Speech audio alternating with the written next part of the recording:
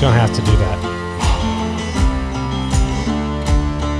Because now I'm going to go, welcome to the Liberator podcast episode, as this music is ending to where it overlaps and it's natural, and then just go into the show. But you're going to have to say, no, stop, because you can't do it at the same time that that's playing. Yeah.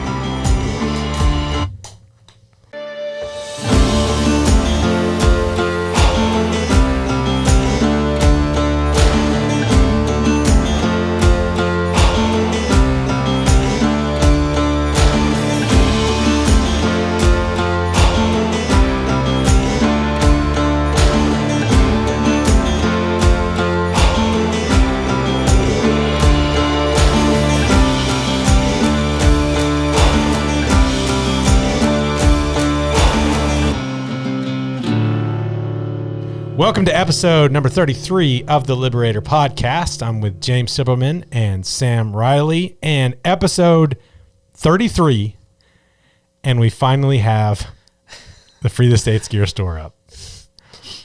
Go back to episode 1, I believe. I'm not sure, but maybe episode 1 when we're talking about... Since the beginning of time. Since the beginning of time. Certainly since the beginning of Free the States, we've said, man, we should have a store. Well, we finally got the store up. It's a miracle because we're busy doing all sorts of stuff. Of course, we do this podcast. We regularly try to contribute to things that are going on in the abolitionist movement, conferences, rallies, legislation, day in, day out, postings, and all that kind of stuff. We're overworked, and I'm not saying that to complain because we love what we do.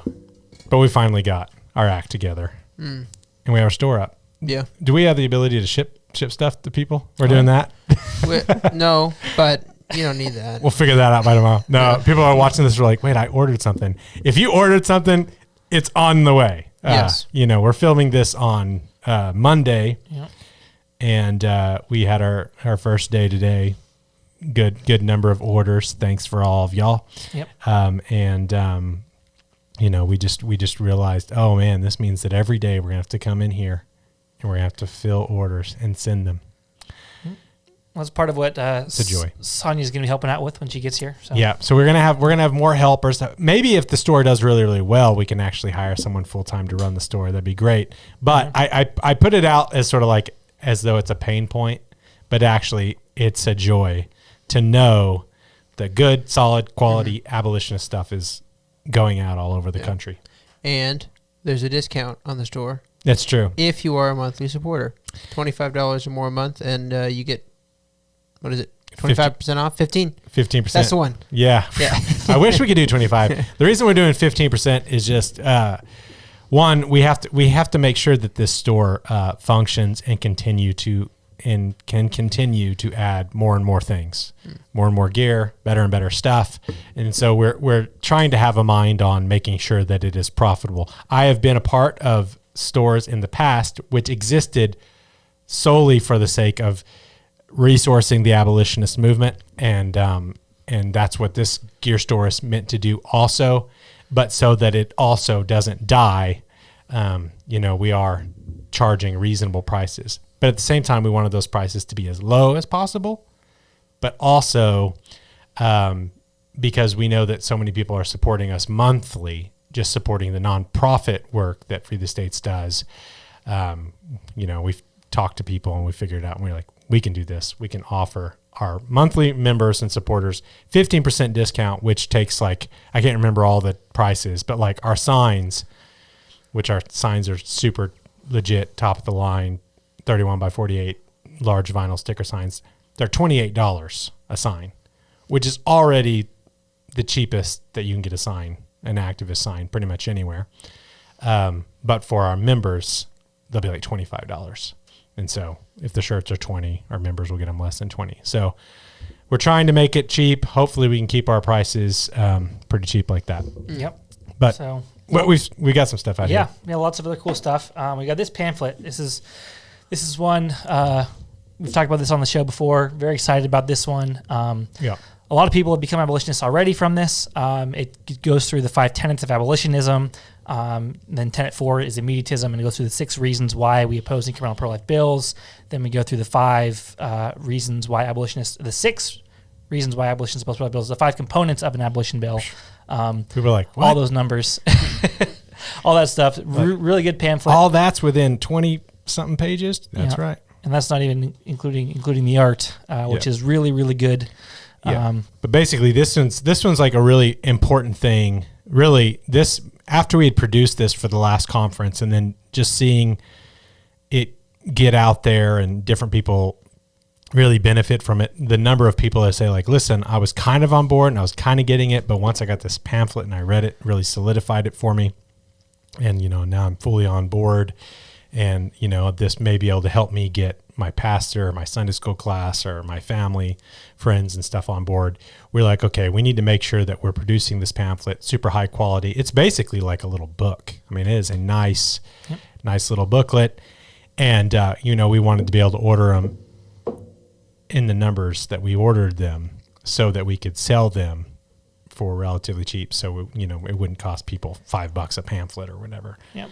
So what are the breakdowns on ordering them? Because you can just get a pamphlet for $5. Mm-hmm.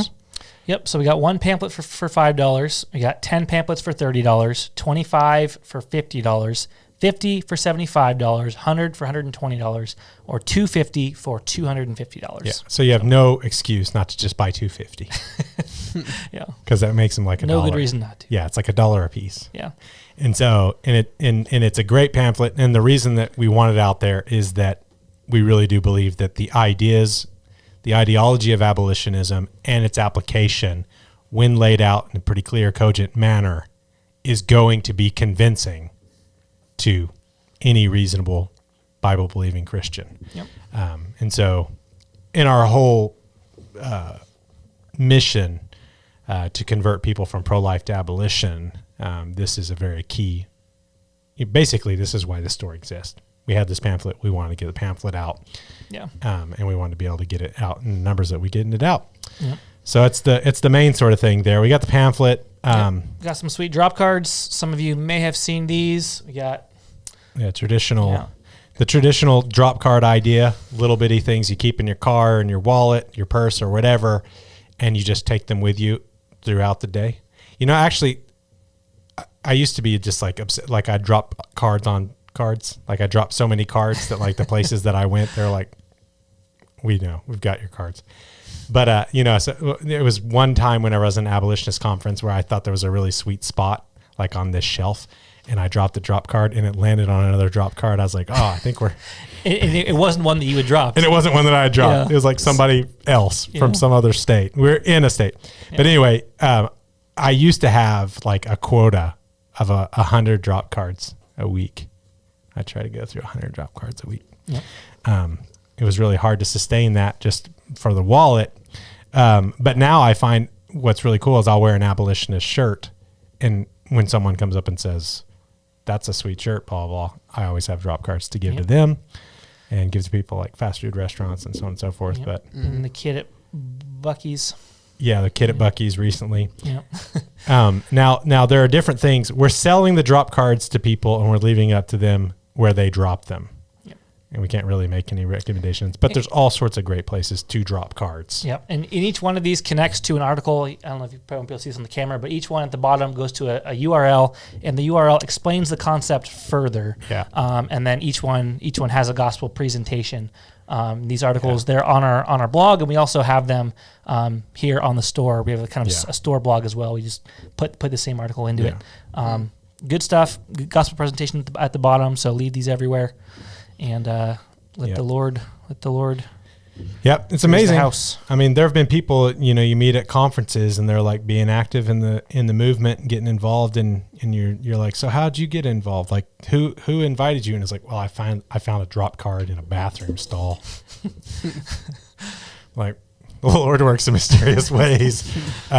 So yeah, drop cards. We got to have drop cards. And, I make no promises on how often we'll add new drop cards, but I like to add, now that there's a vehicle to add new drop cards, I'll probably be doing that every couple of months, adding a new drop card. We've got 3 drop cards now to start with.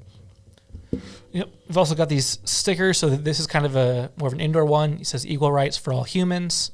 Can go computer, on Yeti, cups, mugs, whatever. Put it on your face if you want. You put it on your face. No reason you couldn't. $3. Tomorrow, 3 more. No, but I mean, I've already got a couple of comments on that. Just having that out at coffee shops and that sort of thing. But yeah, stickers on things.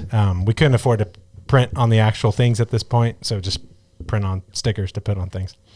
And then the most, is this the most popular order today? One of them for sure. Yeah, the bumper sticker, abortion is murder and everybody knows it. If I could push a button and it would just appear on everyone's car, I would. So hopefully we get that bumper sticker out there. Because again, it's not just to sell the bumper sticker and get more like brand awareness and all that kind of stuff. It's the idea. More and more people have cars that say abortion's murder and everybody knows it. That'll get rid of the charade that people pretend like, oh, people don't know what's happening with abortion. It's just controversial because it's like getting a tooth removed. It's also definitely going to force you into more conversations in times when you may not feel like having a conversation. So anyway, so yes, having a bumper sticker on your car can actually lead to a conversation. Yes. The lady who brought my groceries out once at an Aldi, I did one of those because I didn't want to wear a mask or whatever. And they brought and I shut the thing, and she took 2 steps and turned around. And she said, it wasn't this bumper sticker. It was another one. Love your preborn neighbors yourself. She's like, that's really cool. Does your car ever get damaged because of that? I've gotten a bunch of comments like that whenever I posted about this bumper sticker. Yeah. It's harder. It'll be harder for the world to damage people's cars if the message is more prevalent. Yeah. And I've had it on my car for about 3 weeks and I haven't had any issues. So, yeah. Although I do live in Oklahoma, but I do live in Norman, Oklahoma. You live in Norman, Oklahoma. College town. Yeah. Very liberal. Yeah. So no issues so far. We'll do it. We'll run a test. We'll go park your car at various places. Well, next time we do the cross-country trip back to California, we'll know for sure. Yeah. Buy a bumper sticker, put it on your car, and a GoPro, and sit in the back and film whoever it is that's damaging your car. This is the worst way to sell a bumper sticker. Hey, buy this bumper sticker for $7 and get $800 damage on your car. No, yeah. I mean, some people go, I don't put stickers on my car. Understand that. I do like the people goes, someone said, I don't want to put a sticker on my car, but I will put that on there. Yeah. It's like, yeah, that's right. Get a big laptop, put that on there, and sit down at the local coffee shop. So obviously we're asking people to be bold. And we're asking people to be prepared to get into conversations. Now with the drop cards, necessarily, you might be able to start a bold conversation with somebody online that way, just by dropping them around, putting them where you can put them, and then they go and they read the website and so on and so forth. So the idea is just be used by God to get good ideas out there and just see what happens. And I think the Spirit of God is very active in evangelizing people and getting people to seek justice. And so he'll do his part, and we're just doing our part to make stuff to go out there. Yep. And of course, shirts. Shirts. I wear this shirt for my kids. That's a great conversation starter for Russell. I actually can go into quite a bit of Bible from this, but but this shirt is not available in the store. I got it from somewhere else. Maybe we'll have a podcast episode about that at some point. Yeah, in 2028. Episode 433. Yeah, when abortion's abolished, I'll explain where the dinosaurs went. Right now, we're going to get comments about that. Yeah. But anyway, lots of good stuff on the store. Go get some stuff. Go get some pamphlets, some drop cards, and become a donor if you want. If you're gonna be buying lots of stuff, it'll probably help you out to be a donor. So go if you're in a position to do so, please do so. Or if you're not going to be buying any stuff, you could be a donor too. Yeah, there's lots of different ways that you can help us do what we're doing. We do still need monthly donors, and as we add the store, that's going to stretch us a bit more thin. So we'd like to add more people and more people to produce more things that aren't wrapped up in the store. And we're hoping that the store helps in that degree. But as James was saying, if you're going to be regularly engaging in activism and need signs and shirts and drop cards and pamphlets, and we are hoping to add flyers, quad folds, that sort of thing, chances are a 15% discount is going to be worth $25 a month to you anyway. Mm-hmm. So don't be that guy who like orders a bunch of stuff and doesn't take advantage of the discount. And we're able to use the $25 monthly donation for our not-for-profit work, and keeps the lights on, keeps us busy with the legislative stuff. So please continue to support us monthly. Also continue to buy the gear, or start buying the gear and buy it and spread it. And we will be faithful to make more and more gear as time goes by, and hopefully keep the store up, and it grows and grows and grows to the glory of God. So that's the store. Yeah. All right, we got some other stuff to talk about in this episode. We're not just going to do a shill episode only about our store. A couple of upcoming things that I do want to talk about. Really, before talking about that, I do want to say, please be liking and sharing and subscribing to this podcast, especially on YouTube. For as long as we're going to be on YouTube, I don't think YouTube's ever going to be threatened by us until we get our numbers way up from where they are at the moment. But we'd like to grow our YouTube base, just because the more videos that are on YouTube, we're able to reach people that don't know anything about us or abolitionism, state sovereignty, or any of the work that we're doing. But also on pretty much everywhere. Are we like on everywhere where you can get podcasts? Am I lying when I say that? Almost everywhere. Almost everywhere. I think Pandora, we had some trouble getting on, maybe one or two other apps, but just about everywhere. Yeah. Yeah. Pandora. That's a bad place. Don't open that place up. But okay, so we're on everywhere. Dad joke. Actually, that's not a dad joke. My kids would be like, what are you talking about? But yeah, so we're on everywhere that you can listen to podcasts, except for maybe one or so. So please be subscribing and liking and sharing, all that kind of stuff. That super helps us out. Some other things that we're involved in upcoming, April 10th, that's in 2 days. 2 days. 2 days is the Cruciform Ministries Conference on God and Government. And I'm honored to be a part of that. Filmed a lecture as part of that God and Government conference. That's Saturday. That's April 10th. You can still register for that online. It's a free conference. You can donate anything that you want. Register free. It was fun to edit, and you're not going to want to miss watching it. There you go. That's what he said. It was fun to edit before he edited it. Yeah. That's pretty awesome, isn't it? It's going to be fun to edit, Sam. Yeah. So I'm kind of trying to do like an interactive sort of, fancy slideshow thing for that. On God and Government, my topic is basically on how the abolitionist ideology and legislative strategy is the only form of fighting abortion that is consistent with the gospel of the kingdom, with the word of God, the law of God. So that's my talk. There are other great talks. It's 9 a.m. to 8 p.m. That's a lot of that's a lot of speakers. There are a lot, and a lot of good ones too. A lot of good. Is Brett's giving a talk for that? I think so. Yeah, Brett, Callie, Darren Stid, Cameron Gray, a lot of our good friends. Yeah, Brendan Scalf. Yep. Lots of good abolitionist and abolitionist connected. Go like Cruciform people. Ministries right now. Yeah, Cruciform Ministries, and if you're particularly a pastor that's like looking for a Facebook page that's really engaged in like discussions of different theological things happening, Bible translations, different things that are going on. Cruciform Barracks. The Cruciform Barracks. I don't know how you get in there. I just appeared in there one day. I guess I asked to join or something. I think you clicked join. I clicked join, and then and I was joined. But it's a very active page, and Cruciform Ministries, don't know everything and anything about them, but I do know that what I see them doing is really good. They're a very active group out there. So I'm very happy that they asked me to be a part of this God and Government conference. Looking forward to that. Now, locally, and also probably live streamed, is the upcoming Free Will Baptist Abolitionist Conference, April 17th. I guess we'll be live streaming that. Can I say that? You can say maybe.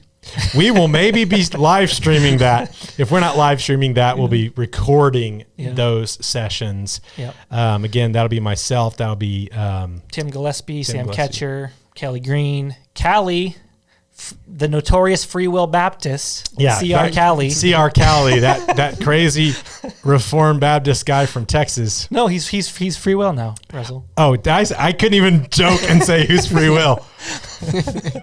Yeah, so they let a notorious Reformed Baptist convert to Free Will. Yep. He's gonna love seeing this.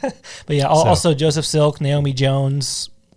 I think that's it. I apologize if I forgot anybody, but yeah, it'll be maybe Dusty and Nathan are showing the. Dusty and Nathan, right? Are going to show to talk about their documentary. Click of that. Which, by the way, we should put everything we're talking about below so people can click all these links.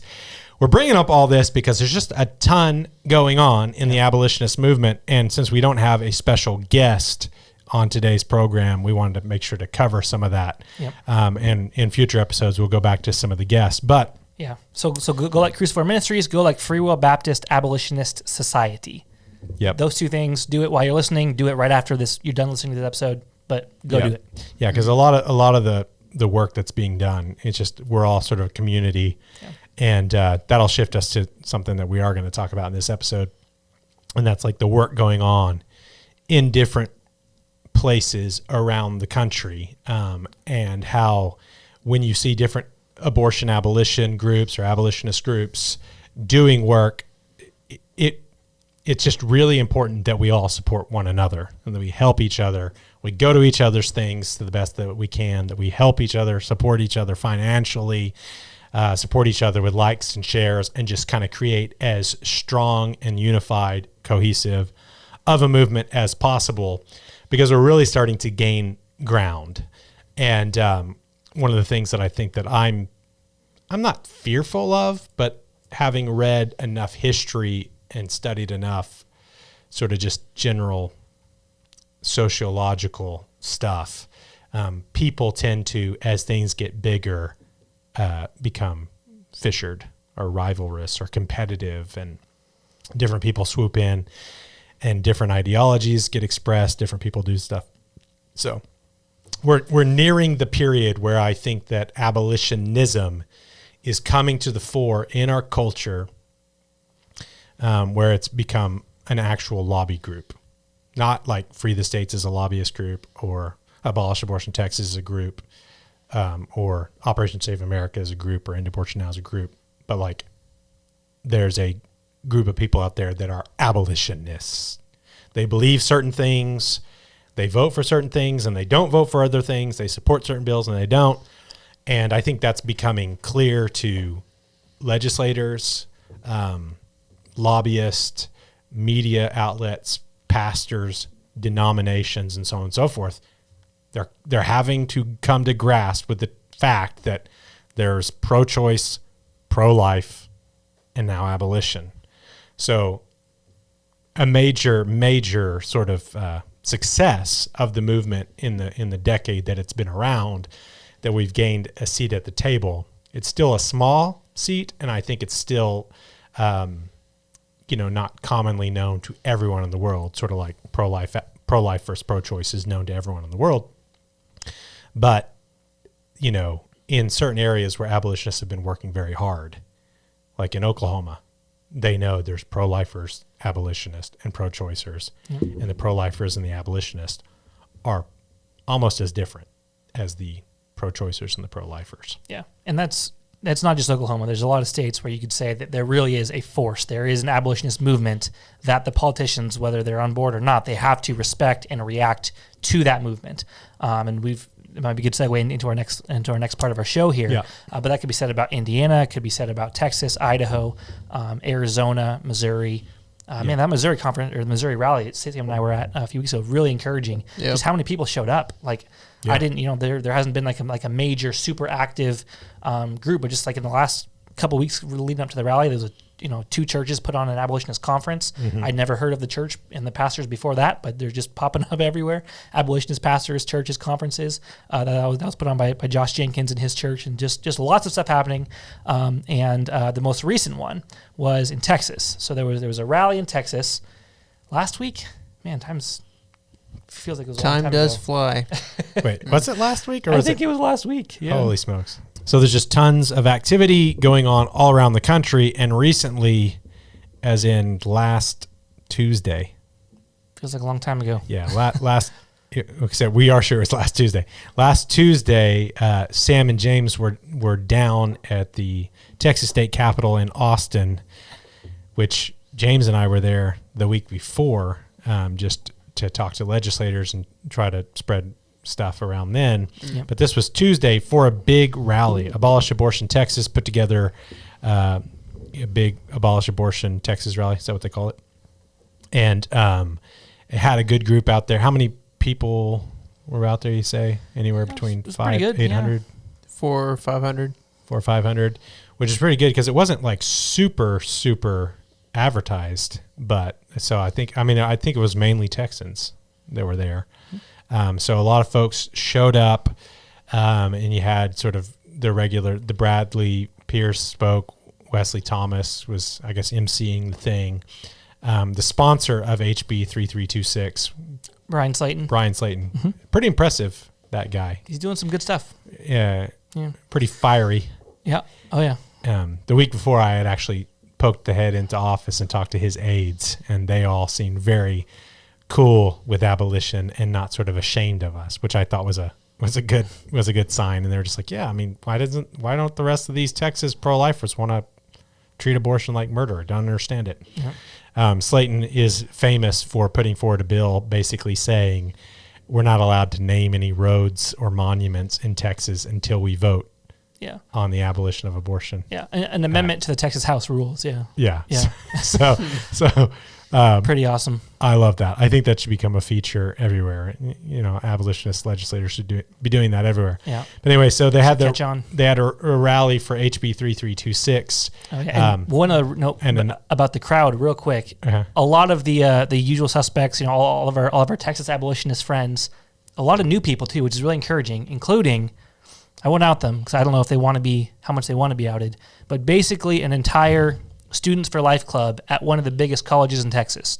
Yeah. Basically, the whole club had gone abolitionist. So that was very encouraging. So they had gone abolitionist, or they were checking it out? No, they're abolitionists. Like we all went over to Bradley Pierce's house after a group of us went to Bradley's house afterwards, and they came with us. I was talking to them, and they were on board.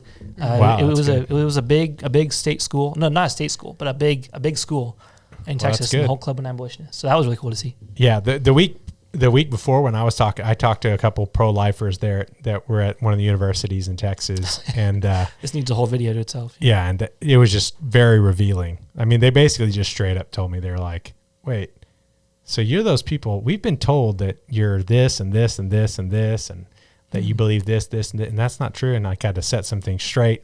But it was very interesting that I could tell that whatever sort of misinformation campaign that the pro-life organizations that were above them that they kind of worked for had been doing had sort of run its course. They were kind of like, yeah, they're telling us that you guys are really, really bad, but then we come to the Capitol and you're here saying that abortion is murder, it should be treated like murder, there should be equal rights and protection for all people, that Roe v. Wade is an unconstitutional, illegitimate decision, that it should not be obeyed.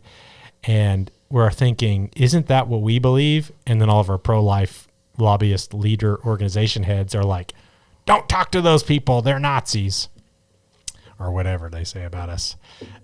It's good to see that that's not working.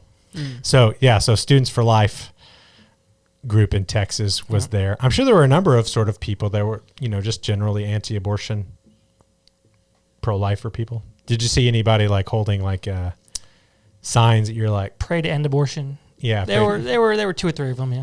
Well, probably 2/3 of the crowd was just all the kids of the people at Abolish Abortion Texas. Just the children of the abolitionists. Just Bradley Pierce's kids, pretty much. Is this like a homeschool convention? What is this? No, that's an inaccurate. There's a lot of kids always, but there are also a lot of faithful parents that produce those kids. But there was a good size group, and I would say half or more than half of these people are like hardcore abolitionists who know exactly what they're there to support. Ignore Roe, abolish abortion, full stop, no compromise. And they're also there thinking all these other pro-life bills that they're passing in Texas out of committee and onto the floor and through the floor, and that the governor will sign, they're all rubbish, and that's not what we're here rallying to support. But then there are probably people in the crowd who don't really know that substitute pro-life bills are the primary thing that's being done to keep abortion abolition bills from passing. One of those people was up near the stage, and his name was Bob Hall, Senator Bob Hall. I don't know anything about Senator Bob Hall, so I'm not going to say anything about Senator Bob Hall. But you know a little bit about the story here. Yeah. This is they're at the rally, and I'm at home, and but then whenever I watch the video, I'm like, and I'll just say when this happened, my phone did kind of blow up. Same. Kind of like, did you just see that? So give us a little background on what we're about to watch and discuss here. Right. So there is a full-blown abolition bill in Texas, and then there's also kind of a more narrow. The bill just basically says Roe versus Wade is null and void in the state of Texas, and any of its subsequent opinions that were based on it are null and void in the state of Texas, and that's pretty much the whole bill. And the guy carrying that bill, which is the part of the abolition bill, is a guy named Senator Bob Hall, who you referenced, and he hears about the rally, and he comes in. It's about 45 minutes into the rally now. There's been a lot of speakers. Bob Hall shows up, and the AATX guys see that he's in the crowd, and they want to acknowledge him because he's not an abolitionist yet, but he's doing something to show that he's on board with. And it's good that he's there with some of it. It's good that he's there, so they want to acknowledge him and say thank you for carrying the bill to make Roe versus Wade and all of its subsequent opinions null in Texas. So Wesley says from the stage, "Thank you, Senator Bob Hall, for carrying this bill for us," and everyone give him a round of applause. And then Bob Hall takes that as an invitation to come take the microphone. And so the reason he put that there is because he wasn't a planned and invited speaker at the rally, but didn't deter him. Didn't deter him from taking the mic. And so let's watch Wesley, I guess, introduce him. And that's what that bill says. Right. Thank you, Senator Bob Hall. Appreciate it. Go ahead. And Bob Hall walks up. Thank you. Very happy to be out here. I do have to see some faces that I saw last week at our very, very long hearing, and glad to see you out here again. And believe me, I share your passion. I share your passion deeply. From right here, I knew it was going bad. Mm-hmm. It is got to be our number one goal. And I will say that while we won't all agree on how we get there, getting worse, I think we all agree on where our end objective is. Doesn't matter. And we are making progress. We are getting there. The legislature is not what I want it to be, not what you want it to be, but we have to deal with reality of what we can do. And I'll say this session, Wesley's face. What we're able to get so far is way beyond anything we've been able to do before. We've got at least 5 good bills that move us forward. It doesn't eyebrows there. Absolute abolishment. No, it doesn't. But it is going to save lives. It is going to save lives. Oh, that's so good. And we will get there. We had bills, multiple bills. They overlap. The Prenda bill, one of the most important ones. We're going to talk about all this. So, this will close. This will save lives, and that's where we need to go. I do have an amendment that declares that abortion in Texas is illegal. We haven't had a hearing on that yet. Hopefully, it'll be come up within the next couple of weeks. The crowd is influenced. But I can assure you, those of us here, like my good friend that you heard from earlier, Senator Brian Hughes, and the others that are carrying the bills that we do have this moving forward, are working in the right direction. And as we do that, we are going to end up saving lives with what's being done, and that's better than doing nothing at all. But I thank you all for being out here. God bless you. God bless Texas. That guy knew he had to get off that stage. Yeah. Thank you, Senator. I think I speak for the crowd when I say that we look forward to the day when the Senate will stand on the authority of the Constitution. I wanted to boo myself, but I was holding the camera, and I didn't think it would be. I was working the live stream equipment. I didn't think it would be professional, but I think that would have been great, Sam. If you're like, rubbish, turn this off, cut the feed. Okay, so we may have to back up and watch little pieces of that. But one, he wasn't just to run a little cover for the AATX guys. I did get messages. They were kind of like, two messages. And one was sort of like, what was that? Sort of like open-ended, like what was that? And the other was kind of like, what's wrong with those guys in Texas that they let this guy get up there? So they didn't. I mean, it wasn't sort of a planned deal. And it did happen. And this kind of sometimes does happen when you're doing rallies and stuff.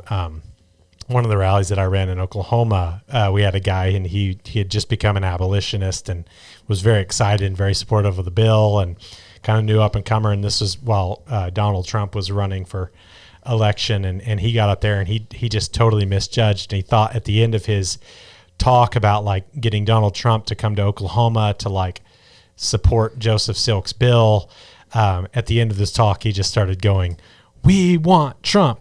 We want Trump," at this crowd of about 1,000 abolitionists. And like, they're all like, we don't. We worship Christ. I mean, not that there weren't people there that voted for Trump, but it was just a very off sort of thing. Not exactly and uncomfy. And I've been in Wesley's where, you're just sitting back there and you're just like, you have to say something after that speaker that saves face for him a little bit and for the thing. And of course there's going to be like trolls and, bad actors. They're going to be like, "Oh, look, I watched this rally and the only thing said was this compromise. And this is proof that, Free the States or AATX are bad." It's not proof of that. So to that one question, it's like, no. The AATX guys, they didn't plan on having someone get up and say, essentially, I know we're all here to abolish abortion, but there's these other schemes that we're doing instead of that we should also support. And thankfully, I don't know, do we know who booed? Todd Bullis was the first one. I know that. Oh, is that Todd Bullis? Todd Bullis was first, yeah. Yeah, you can always count. So there's like a small group of people that are so tuned into what it is. And different people may have different beliefs on whether you should boo someone in that situation or not. Well, part of it was just uncomfortable, too, because he ended it and people were booing him. And there is almost a tendency just to clap because they're done talking. It's like just what you do. Yeah. So I think a lot of those people in there, even though they weren't booing, I think some of the clapping might have just been, this is really uncomfortable. And it's just like, in Texas, someone said, "God bless Texas." I'm supposed to be like, but yeah, it was awkward. It was weird, but it was also kind of awesome. Yes. It was pretty funny. It was mostly awesome that a pro-life senator gets up on stage, says crap like that, and doesn't get away with it. Doesn't get away with it. There's a sense in which he doesn't understand it and how those bills are used to keep abortion legal. But there's a sense in which it's also just it's very instructive. Like, he's not going to forget that. No one's going to forget getting booed. And and he might be hurt about it and might even not like abolitionist a bit. And you may have to like go back and, this is like the AATX guys need to go like, "Hey, listen, this is why this happened. I mean, yeah, you didn't like being booed, but you've got to understand. We understand that choosing to do less is a substitute for doing what you ought to do." And that when you're saying things like I love when he starts bringing up the pre-NDA bill, like you can't kill your baby because they have Down syndrome, but you can kill your Down syndrome baby because they're a baby bill. I mean, it's just like a complete worthless trash bill, but it fools pro-lifers. And that's the beautiful thing about that. That bill will fool pro-lifers and get people into thinking that they're doing something, but it is an awful, iniquitous crap bill. And he doesn't know that getting up and saying that is going to get the boos. And I love it. Todd Bullis or somebody is saying, I don't think it was Todd. It was somebody else saying, "Close him down." There's some guy off to the right. Yeah. Leroy Whitman. Okay, Leroy Whitman starts saying, "Close him down." And he goes, "This bill will close." Oh, wait, no, it won't. He's like, no. Save lives. Because it's just this really bad rhetoric, and they're used to it fooling people. And so it is a great thing for Bob Hall to see, oh, that didn't fool. Now he should think, why does it fool me? And act accordingly. But that it didn't fool this group of people, I think is great. And there was some debate afterwards about whether this was good behavior or bad behavior.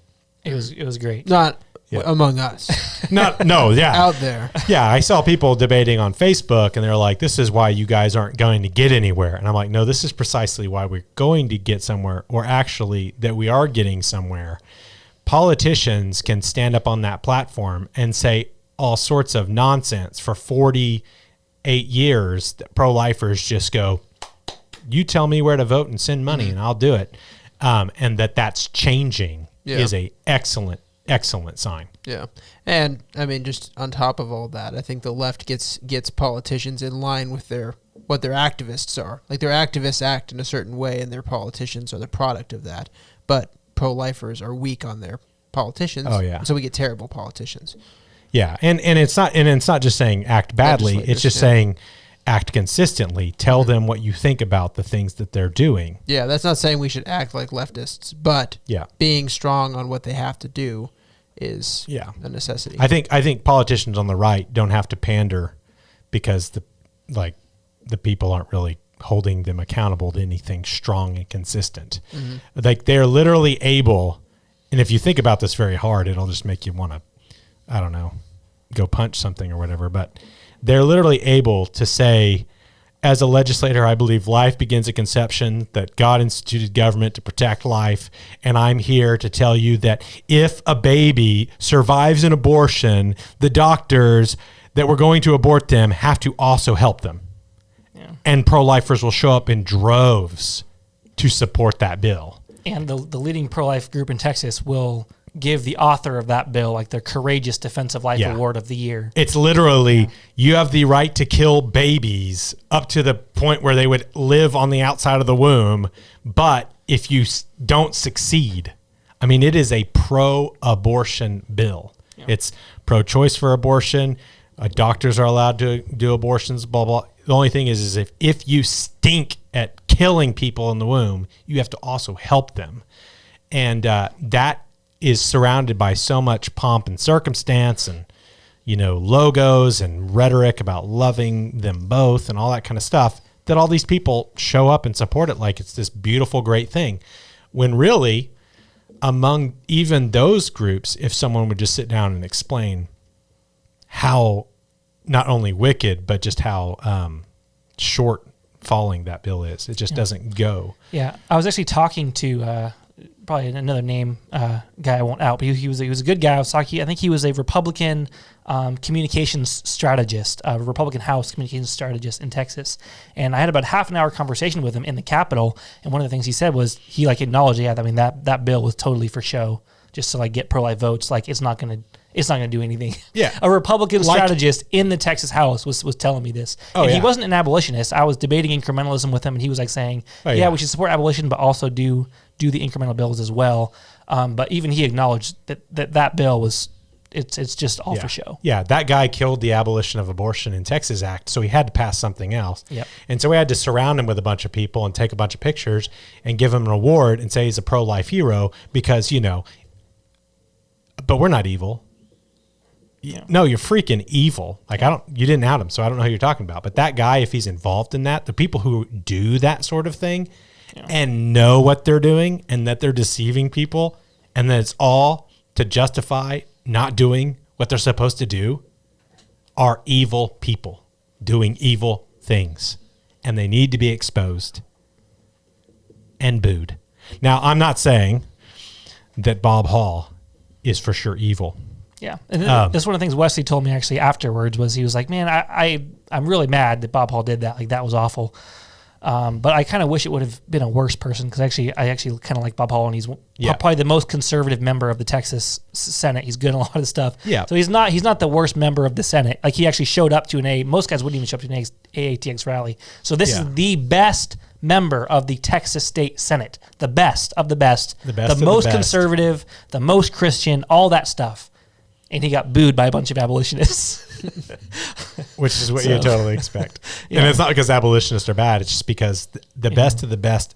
That's like whenever people say it's rhinos that are killing these abolition bills, it's just like, no, it's not the rhinos. It's the 100% pro-life approved, conservative, Christian professing Republicans. Well, it's interesting. A while back, I was debating somebody in a certain Facebook group, and they were saying we couldn't do what we were doing because of the Overton window, and because it's a certain way right now. Mm-hmm. And then I saw a pro-lifer not too long ago in another group saying, well, you have to give the abolitionists one thing. They've shifted the Overton window so that this is a conversation now. And that's exactly the sort of thing that this is doing. Like when a pro-life politician gets up there and they're booed, that is like, that's setting a new standard. It's shifting. Yeah, and one of the head guys at the Oklahoma House Representative texted me and said, well, you've done one thing. I mean, we can't, they will admit that the reason they're passing certain pro-life bills, like the ones that he mentioned, we've got these 5 bills and they're really, really great. They wouldn't even have passed those or dreamed of passing them until they had to pass them to save face for the fact that they weren't abolishing abortion. Yeah. But guy in Oklahoma said, I'll give you one thing. We used to put forward pro-life bills and people appreciated it. And now, like, you put forward a pro-life bill that we would have been too scared to put forward a year ago, and you'll get, like, nasty emails about it. Mm. And, of course, he's wanting me to think that your group sends nasty emails. And then I'm like, what are the nasty emails? And it's literally like somebody saying, I didn't vote for you because I thought you were going to protect babies after they have detectable beating hearts. I wanted you to protect all human beings made in the image of God. And that's what you said, and you're not doing it. Support the abolition bill and only the abolition bill. And then I'm like, well, what do you think that email said to you? Why on earth is this constituent telling me what they want? Yeah, which is what legislators do, especially Republican, conservative, pro-life legislators. They'll look at an email like that, and they'll be like, this person said that I was going to hell. And you're like, I don't see that anywhere. But that's the way because they're so not used to any kind of pushback. Well, and they also understand the implications of what they're doing, too. Like they're killing abolition bills and they're doing an passing unrighteous fake bills. So they feel bad. And when you say you're doing a bad thing, you're telling me I'm going to hell. Well, that's your conscience, actually. Yeah. I'm describing a shoe, and you're like, oh, that fits. But let me stick my foot in it. Yeah. So, but I want to say, I think all of us agree. And in the debate about whether it is a good or a bad thing, when a pro-lifer tries to get up in front of people and get them to praise iniquity, to cheer on and support doing something other than abolishing abortion, something less, that the crowd doesn't just sort of clap gentilly. Mm-hmm. You can stay perfectly silent if you want when he walks away, then yell during it. Yeah, it was just like, thank you, Bob Hall. And then like it was a bunch of Texas tumbleweeds that just blew by. And everyone's like, it was just completely silent. That would have been appropriate too. But yeah, I appreciated one that there were a number of people watching it online who basically just looked at it and said, what was that? Like they knew that it was wrong. That lets us know that Rick Small was all over those comments during the live streams. What is this guy? Yeah. How'd this guy get up there? Well, he got up there on accident. He just kind of was there and he just took the mic. There was another rally after I learned my lesson where there was a sort of pro-life guy waiting in the wings whenever Dusty and Brett and Chris Gore and those guys were doing their Baptist rally for abolishing abortion. There was a guy that was just sort of waiting around, and he came up to me, and I didn't know any of these people, because I'm not part of the Southern Baptist Convention or whatever. And he kind of comes to me, he's like, hey, man, I have some things. I'm a pastor. I'm with the Oklahoma Baptist General Convention of Oklahoma. I'd like to say some stuff about this. And he wanted to grab the mic. And so there are going to be people who are intentionally looking for opportunities to obfuscate. And then there are going to be people who, I don't know where Bob Hall is on all of this, but I do think that, he's reachable and he's certainly cool with them and supporting a good bill that's connected and would probably vote for an abolition bill. He just hasn't yet extricated himself from the pro-life propaganda of the past 5 decades to the point that he knows that this stuff is rubbish. But he knows now. Yeah. So I think we can be very appreciative of that. But I think the point being is there's going to be different people trying to come into the movement, trying to hijack the movement, try to use the A word in various ways. And when someone says, I'm for abolition and that's why I support a 20-week ban, that's a boo-worthy statement. I'm for abolition, but I'll settle for continued legality, keeping it safe, legal, and rare, and saving lives in the name of not abolishing abortion. That deserves to be booed. And so it's a very good thing.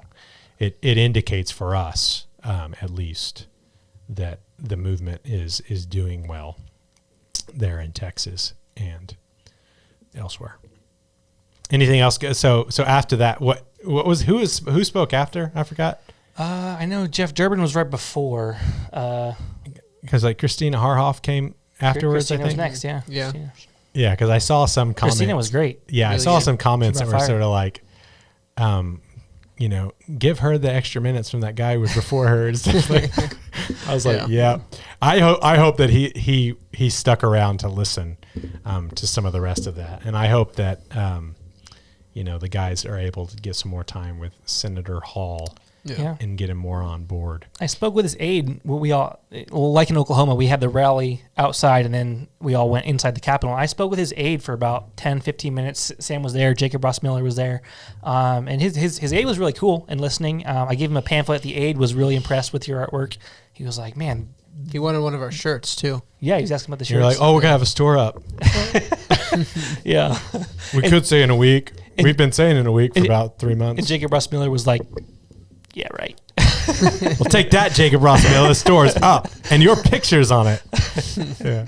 But yeah, no, his aide was really cool. I gave his aide a pamphlet. I said, please hand this. The aide didn't actually know. I referenced what happened at the rally, and the aide didn't actually even know what had happened a half hour before. Because I was like, you probably heard what happened out there. It didn't go very well for Senator Hall, and he didn't know what I was talking about. And I was like, oh, well, you'll hear about it whenever he gets back. Yeah, it's good for the aides to learn. Yeah. Well. It might not. It's kind of embarrassing to be like, hey, I went out and talked to them. They all boo me. That's true. Yeah. So, Senator, any news? Not talk about nothing. Yeah. How was that rally? It was okay. But yeah, no, we gave him a pamphlet. He asked for another one for himself and one for Senator Hall. Good conversation. So yeah, maybe there are people working on him. I know Wesley Bradley Jr. will be working on him. Yeah. It was outside of that moment. A great rally. I'd say that moment was a good moment too. That was the best moment of all the rally. My favorite part. But aside from the rally, there was a lot of work that was done. So you did the rally and then went into the Capitol and did the lobbying thing. How'd that go generally? Well, the first conversation of the day was with one Jeffrey Leach. Yeah. Really? The first conversation? Yeah. He's coming out of the bathroom, and it was nice because he was putting his mask on so we could see that it was Jeff Leach. And so I ran up to him and I said, Jeff Leach, you need to repent. What you're doing is wicked and evil. That's killing abolition bills. That's what I said. Yeah. James was like, go talk to him. I was like, Jeff Leach, what I think, repent, killing abolition bills. Yeah, it's very natural. Yeah. And it's true, too. He ran, though. I was following him and he was trying to get out of the room. He ran like a Nintendo character from the 90s. Yeah. Exactly like that. And I said, you look like a Nintendo character from the 90s. Come back here. Come back here and repent. And stop running like that. So Jeff Leach, who is he's the Jeff Leach of Texas. I mean, it's kind of like he's the Greg Treat of Texas. Mm-hmm. He's the Henry Dundas of Texas. I mean, wherever you want to. He's the bad guy in Texas. If you're going to look for one person who had the opportunity to do justice and love mercy, he was the one who didn't do it the last time, because he was the committee chair where the Bill of Abolition was held. And so you got to kind of talk to him, but he talk at him. He ran at away. the back of his head. I was close to the back of his head, but he was making it so that I wasn't. But he knew you were an abolitionist because you were saying Yeah. scary words like repent and be biblical and do justice and stuff. So did he ran back to his office and hid, I guess? I don't know. He just ran out. He was going away from his office, but It's very smart to go away from your office. I've noticed that they have the uncanny ability to not be in their office during abolition. Okay, did you have any beneficial conversations? Yeah, I had some good ones. So Briscoe Kane is a guy I've spoken with on the phone before. I interviewed him. He's a representative. I interviewed him for an article I did for The Resurgent about almost a year ago. And I ran into him. It was the first time I met him in person. I gave him one of our pamphlets, just talked to him real briefly. Hopefully planted some seeds. He's supportive of abolition, but he's also still supporting the incremental stuff that is unjust and delaying abolition. So hopefully he reads the pamphlet and comes around. He's a good guy. I hope to be able to talk and to I him think guys like that can come to the right senses on that, but I do think it requires them being told exactly what's what on that. I mean, I think that we don't do any service to the cause of abolition by leaving them there. And I don't think he's probably been left there. He's dealing with the fact that the pro-lifers tell him one thing, the abolitionists tell him another, and he's just trying to, play both groups, even if he's a good, decent guy. He just doesn't understand it yet. But if he understood the arguments himself, he might just go with the right one. And that'll be the day whenever, more than just like Joseph Silk are telling the pro-life lobbyists, no. Like the pro-life lobbyists they knew not even to try with Joseph Silk because it was like he was a full-blown abolitionist. Joseph Silk, Liberty Rising. You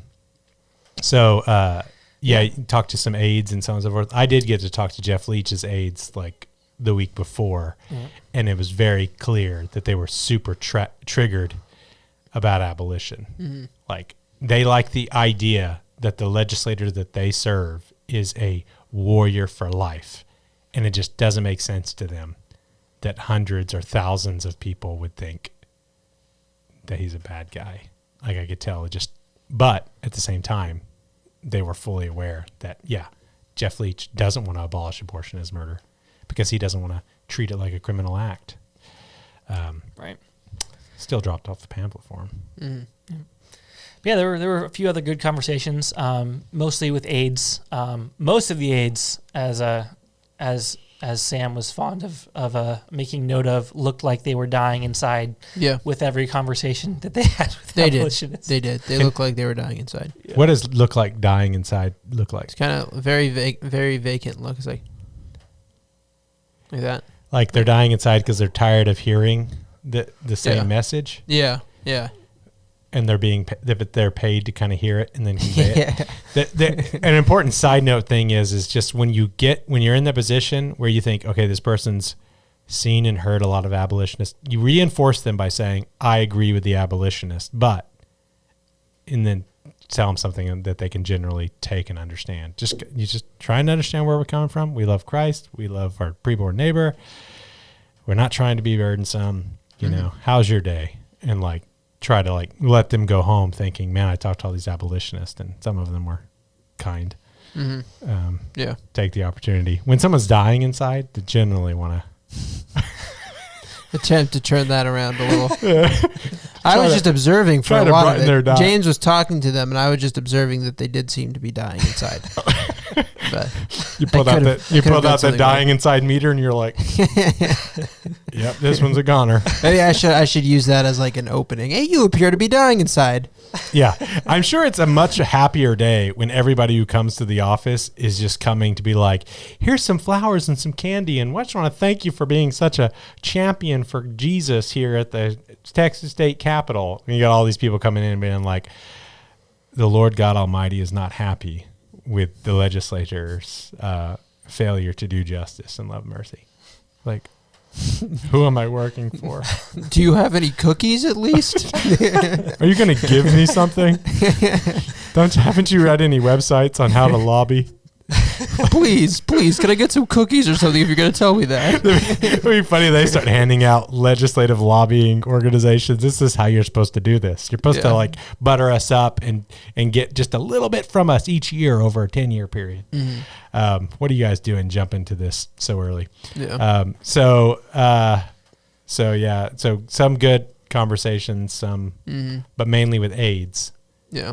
Most of the legislators seem to manage to. It was about 4:00 by the time we made it inside. The rally was at 2:00, so most of the legislators weren't actually there. Yeah. Yeah. Well, if I know anything, they do pay attention to Facebook. They do sort of.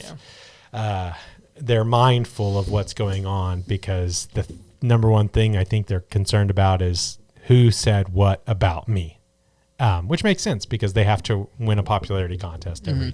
And many people are like that without the need to win a popularity contest. Yeah. Who said what about me? Who said what about me? And then some of us are like, man, I just give up on that. But Russell would spend all of his life if he cared about that too much. Yeah. He'd come home and Kat's like, did anyone say anything really negative about you on the internet today? And I go, what? And I'm like, I don't know. Something. No, all joking aside, I think that, the natural tendency to be concerned about people talking about you may be greater among people who go into politics. I don't know. I don't know. I have no inclination to go into politics, and it's not very high among me, so maybe I'm reverse engineering that. But yes, they do get on Facebook. They do look. They will pay attention, and as we've said about other rallies, they kind of will go, okay, did more abolitionists show up to their thing, or did more pro-lifers show up to their thing? So never think that those things are pointless. Yeah. It's very important to go to them. And a funny point on that. So whenever there's pro-life bills being heard in Texas, which we're recording on Monday, so it's 2 days in the future, but when this goes live, it'll be yesterday. On Wednesday, there's a hearing on 6 pro-life bills, and the abolitionists are going to show up in force, and there's going to be way more abolitionists testifying against the pro-life bills than there will be pro-lifers testifying for the pro-life bills. And what was interesting about that is there's, I forget which newspaper, but there was a newspaper in Texas that wrote about the 5 bills that passed the Texas Senate a week or two, or that have passed in the last couple of weeks. And the picture that they used for it was this massive crowd of people holding all these abolitionist signs, because there aren't groups like that showing up for these pro-life bills. And so when the newspapers want to cover anti-abortion stuff, they take pictures of the massive abolitionist crowds and use it for the pro-life bill articles. They did that recently. I forgot. I should have made a deal about this, but they did that recently on the news in Oklahoma when they passed some pro-life namby-pamby substitute bill. The guy was like talking about bills being passed about the abortion issue, and he said something about like conservatives feel good about like the state of the Supreme Court and the possibilities of overturning Roe, and it cut away to like B footage of like activists at the Capitol, and it was us. Yeah. It was us outside the hearing of the HHS committee opposing all the pro-life bills. Weeks, like months ago. They're just like, do we have any footage of any pro-lifers? But see, some of the media get it. I think this one, they probably go, you know what? It would be filming those abolitionist people who don't support this bill, but we do not have any footage of any pro-lifers doing, because I guess all the pro-lifers are probably, I don't know, staying home more even than they used to. But a lot of pro-lifers have become abolitionists in Oklahoma. Well, yes, some of, even in Texas, some of the abolitionist organizations down there used to be big pro-life protest organizations. Like, what is that? Daryl Rodriguez. What's his organization's name? Love Truth. I think he's been abolitionist for a while, but. Yeah, well, it used to be really closely associated with Created Equal and Mark Harrington. They used to have signs and stuff. Yeah, and they probably, when they got the call to like go support HB2 or whatever, they went. And I don't really know about that specifically, but I do know that, I kind of wonder, are there any pro-life organizations in Oklahoma doing anything? Nothing big enough that you would capture like for B-roll, I think. Yeah. But I guess Nathan Dahm did put up a picture, and he said something like, these pro-life students have come from all over Oklahoma, and they're here to support my this isn't abolishing abortion as murder, but I'm doing something else bill. I can't remember what kind of crap bill it was, but it's like him posing with all these Students for Life of America people. And it's like 6 or 7. It was way less than, it was like 3 or 4, I think. I even multiplied it in my mind. Significantly less than 6 or 7. It was like no more than 7 and probably like 4. Yeah. Students for Life of America representative. But no more than 7 and one more than 2. And then he had to put in the status the pro-life generation. This is the pro-life generation, and they're more active and rising than ever before. Like some kind of hyperbolic praise of the pro-life movement and Students for Life of America. And I'm like, no, it's a straight up dying organization and movement. And you know, and I know, we all know that there were 1,000 people there in the freezing weather.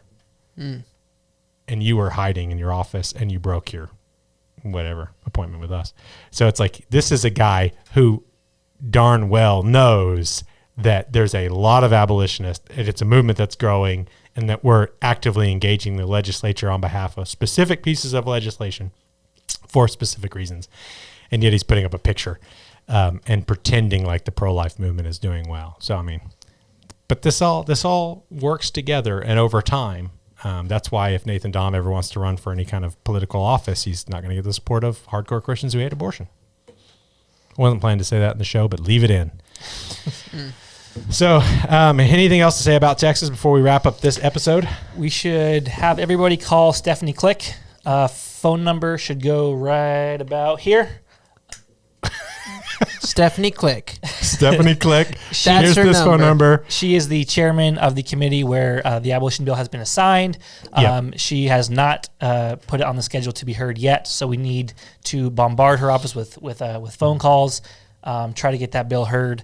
I think there's a sense in which it helps it might gain you a little bit of favor to hear the Abolition Bill, but then at the same time, it didn't help Jeff Leach very much last year.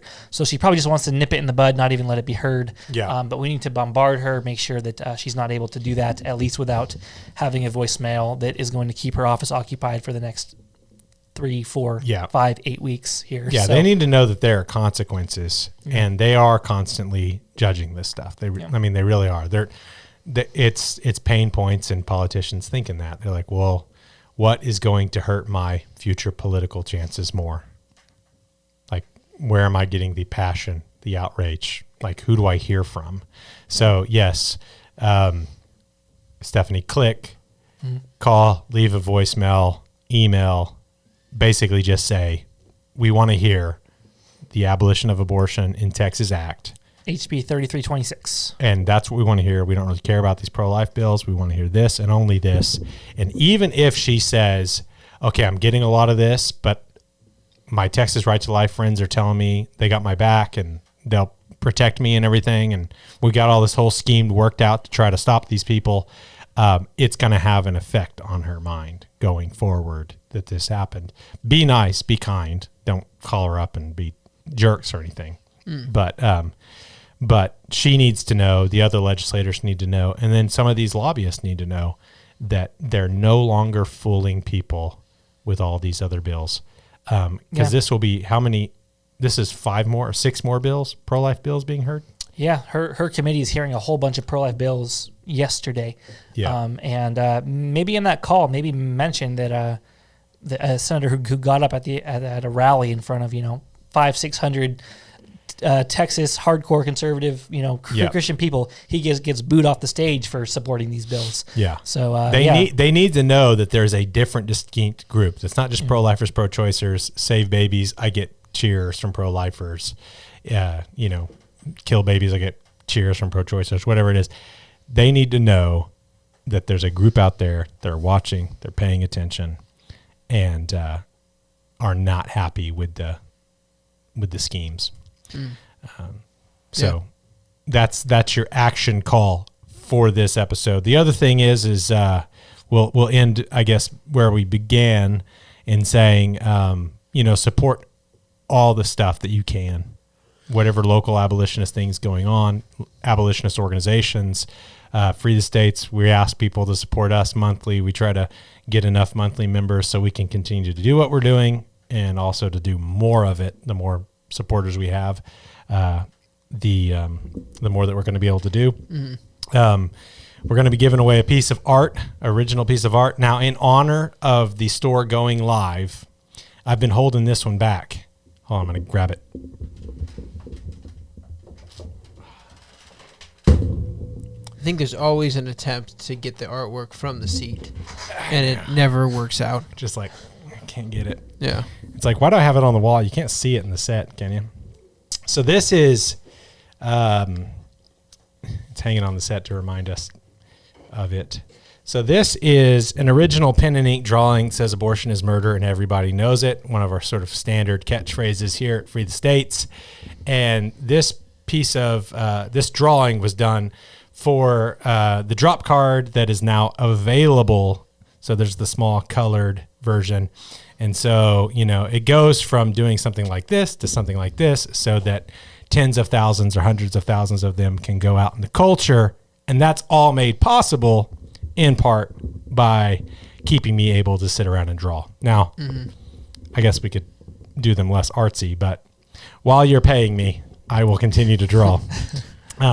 So one of the ways, because that's a luxury, one of the ways we like to say thank you is for regular monthly members and supporters of the program and supporters of the organization. We put your name and your contact information in a bowl. And every 4 episodes, we draw a name, and the person we draw wins the drawing. Mm-hmm. So we do the drawing. And hopefully at some point, we'll need to get a bigger bowl. I think we actually need a bigger bowl now. Yeah. They're falling all over the place. We have improved a whole lot. And we really appreciate you guys for it. So thank you so much. Yeah. Did you read that? You're not supposed to read that. I fell out. I read That's extremely bad. That's bad etiquette. I'll put it on top. Bad etiquette. It could be bad luck. I might have said that, but that's not biblical. So sounds like mine was drawn on a non-drawing day. I just wanted to look at it, and if it was somebody that I could, make a funny comment about, but it's somebody that was nice. But then they would have been even more disappointed. Like, for instance, oh man, I got the funny comment. The funny comment. Somebody else got my artwork, but. Well, see, now I'm going to feel bad, and like I alone know who that was, and I can send them some stuff on the side. Yeah. But no, we do thank everyone for supporting Free the States and subscribing and sharing and all that kind of stuff, helping us get the word out. So go to our store, pick up some pamphlets, some drop cards, some t-shirts, some stickers, help us in that way, continue to help us by supporting. And we hope that we hope that all of you win. That's not possible. It could be. We just need Russell to draw a whole lot more. At some point, at some point in time in the future, we should just send every one of our supporters a piece of art. Yeah. Something that Russell has drawn at some point in his life. Like they sent me this napkin with this like stick person fighting a dragon on it. Yeah. It's that idea for shirt. There's this dinosaur that's drawn in a certain way. Hey, shh. So anyway, not saying anything. Yeah, that's going to be our episode 33, kind of a hodgepodge episode, but thank you for tuning in and supporting the work we do here at Free the States.